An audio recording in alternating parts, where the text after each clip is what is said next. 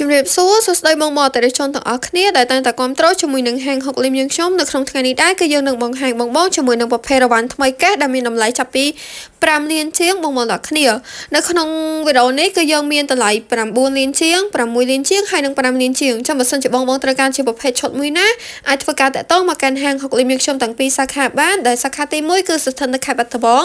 នៅជិតនឹងរង្វង់មួយនៃរំសាយសក់ហើយនៅសាខាទី2គឺនៅខាងស្រុកមោរិស័យតមកជាមួយនឹងរោម៉ាស៊ីនតង់ភាពបងប្អូនចំពោះបងប្អូនដែលគាត់ត្រូវការជាប្រភេទតម្លៃ5លានជាង6លានជាងបងប្អូនអាចទិញជាមួយនឹងប្រភេទអវ៉ាន់ថ្មីក៏បានដែរបងប្អូនតាគ្នាបើសិនជាបងប្អូនអត់ត្រូវការជាប្រភេទអវ៉ាន់មួយទឹកចឹងបងប្អូនតាគ្នាចំពោះឈុតទី1នេះដែរគឺជាប្រភេទម៉ាស៊ីន Bukota 14សេសជាមួយនឹងប៉ុង Nakata បងប្អូនតាគ្នាចំពោះឈុតនេះដែរគឺមានតម្លៃត្រឹមតែ6លានស្ដើងតែប៉ុណ្ណោះមានការធានាជូនបងប្អូនរយៈពេល1ឆ្នាំពេញតែម្ដងបងប្អូនតាគ្នា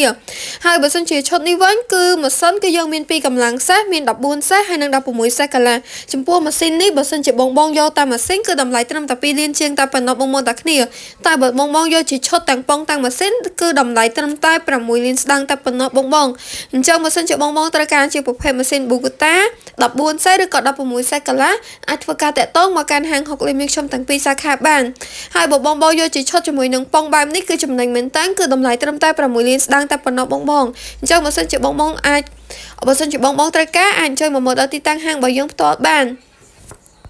ចំពោះឈុតទី2នេះវិញគឺជាប្រភេទឈុតម៉ាស៊ីនសទ្ធី14សេសជាមួយនឹងប៉ុង Kubota បងមកដល់គ្នាចំពោះឈុតនេះគឺជាប្រភេទឈុតKubota តែម្ដងបងមកដល់គ្នាតម្លៃគឺត្រឹមតែ9លានជាងតែបងមកដល់គ្នាគឺយកមានស្តុកតែ14សេសនិង15សេសកាឡាអញ្ចឹងបើសិនជាបងត្រូវការជាប្រភេទរ៉ាវ៉ាន់មួយណាអាចធ្វើការតាក់ទងមកកាន់ហាងហុកលីមខ្ញុំបានបងមកដល់គ្នាបងចង់បានតែម៉ាស៊ីនក៏បានចង់បានជាឈុតក៏បានឬមួយក៏ចង់បានតែប៉ុងក៏បានដែរគឺយើងមានទៅតាមតម្រូវការរបស់បងតែម្ដងតែបើសិនជាបងយកជាឈុតបែបនេះគឺតម្លៃត្រឹមតែ9លានជាងតែបងមកដល់គ្នាចំពោះឈុតទី3នេះវិញគឺជាប្រភេទម៉ាស៊ីន Kubota 14សេសជាមួយនឹងប៉ុងKubota បងមកដល់គ្នា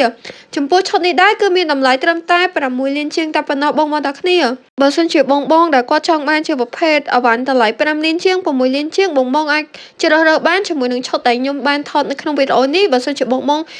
ចង់បានជាប្រភេទម៉ាស៊ីនផ្សេងក៏យើងមានដែរសម្រាប់ប្រភេទម៉ាស៊ីនគឺយើងមានប្រភេទ Kubota Nakata Hokuta